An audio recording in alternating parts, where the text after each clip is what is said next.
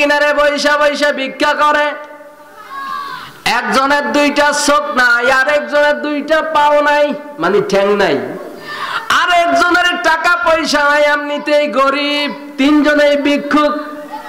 রাস্তার পাশে বৈশা একজন, যেই ব্যক্তি অন্ধ, চোখে দেখে না, আকাশের দিকে তাকায়া কয়, এরে দেখছস নি আকাশে কত তারা ঝিলমিল করে জ্বলে? সুবহানাল্লাহ। এ কি চোখে দেয়নি?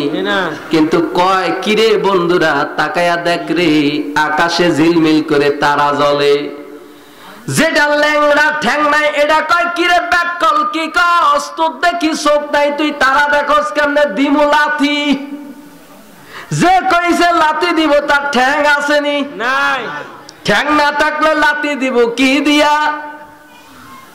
এবার যার কাছে টাকা পয়সা কিচ্ছু নাই, হেইতে কয়, কয় জোরে লাথি মার, যত টাকা লাগে আমি দিমু।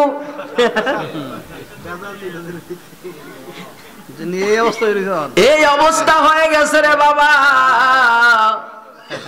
বুঝতে হবে, বুঝলে বুঝপাতা, না বুঝলে তেজপাতা। কথা কোন ঠিক কিনা? ওলি আল্লাহ আছে, ওলি আল্লাহ থাকবে, ওলি আল্লাহ কিয়ামত পর্যন্ত। এই পৃথিবীর জমিনের মধ্যে যদি না থাকবে গো, আমার আল্লাহ আজ পর্যন্ত পৃথিবীর টিকায়া রাখতো না। কথা কোন ঠিক কিনা? ওলি আল্লাহদের ইবাদতের মাধ্যমে, ওলি আল্লাহদের সাধনার মাধ্যমে বাংলার জমিনে ইসলাম আসছে। ওলি আল্লাহর সাধনার মধ্যে কত সুন্দর কথা মনে হয়ে গেল। এই পবিত্র মাহে রমজান মাসে আব্দুল কাদের জিলানী আল গিলানী জন্মগ্রহণ করছে দুনিয়ার জমিনে। আগামী কালকে প্রথম রোজার দিন দুনিয়ার জমিনে আসছে রে বাবা। আয়েশা মা দুধের বাটের মধ্যে, দুধের মধ্যে মুখটা লাগাইয়া কয়, আব্দুল কাদের দুধ পান করো। আব্দুল কাদের দুধ, আব্দুল কাদের দুধ পান করে না, দুধের মধ্যে মুখ লাগায় না। এমন সময় মা চিন্তায় পড়ে গেল, ব্যাপার কি? আমার আব্দুল কাদের কেন আজকে দুধ পান করে না? চিন্তা করে তাহকিক করে দেখে, হাকিকতের মধ্যে ডুব দিয়া দেখে, আজকে না প্রথম তারাবি, আজকে না প্রথম রোজা।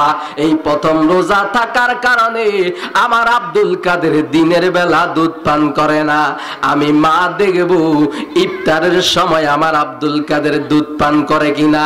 মা জননী যখন মাগরিবের আযান দিল, আব্দুল কাদের জিলানীর বুকের মধ্যে নিল, আব্দুল কাদের জিলানী ইফতার করা শুরু করে দিল।